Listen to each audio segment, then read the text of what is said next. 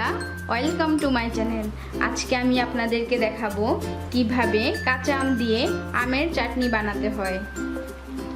এই গরমে শেষ পাতে আমের চাটনি হলে সবারই খেতে খুব ভালো লাগে।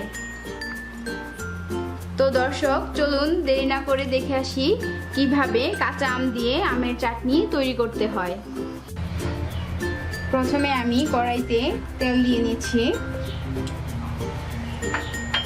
তারপর দিয়ে দেব দুটো শুকনো মরিচ আর দিচ্ছি তেজপাতা।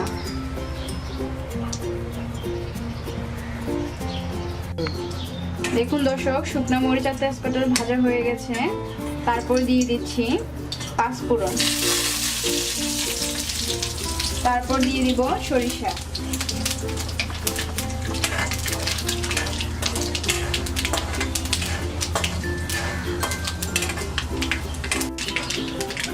তারপর দিয়ে দেব আম। আমি আমটাকে সিদ্ধ করে নিয়েছি।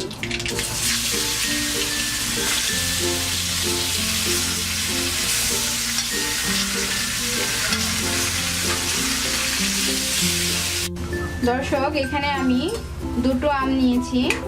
দুটো আম আমি এখানে সিদ্ধ করে পানিটা ছাড়িয়ে নিয়েছি।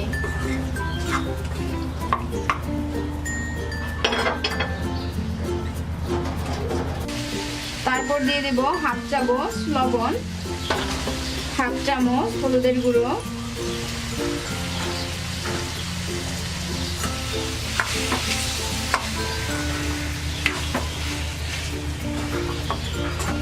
ভালো করে হলুদ আর লবণটা মিক্স করে নিতে হবে।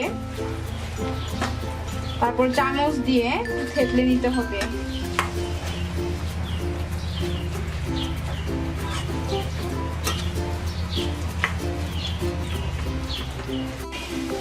তারপর 1 কাপ পরিমাণ পানি দিয়ে দেব।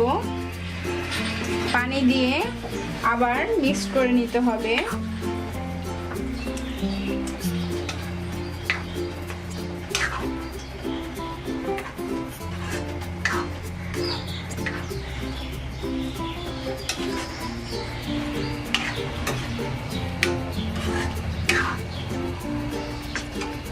এখন আমি দিয়ে দিচ্ছি চিনি। আপনারা আপনাদের স্বাদ অনুযায়ী চিনিটা দিবেন। আমি আমার স্বাদ অনুযায়ী চিনিটা দিয়ে দিয়েছি। কেউ যদি কম চিনি খেতে চান তাহলে পরিমাণে কমিয়ে দিবেন।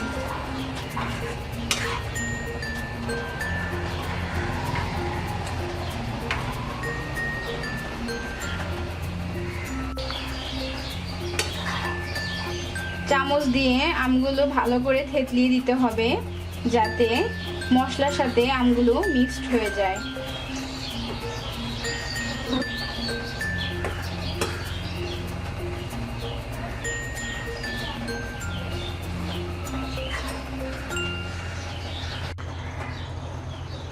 দেখুন দর্শক, আমের চাটনিটা হয়ে গেছে। এখন আমি নামিয়ে পরিবেশন করে নেব। দর্শক, তৈরি হয়ে গেছে আমের চাটনি।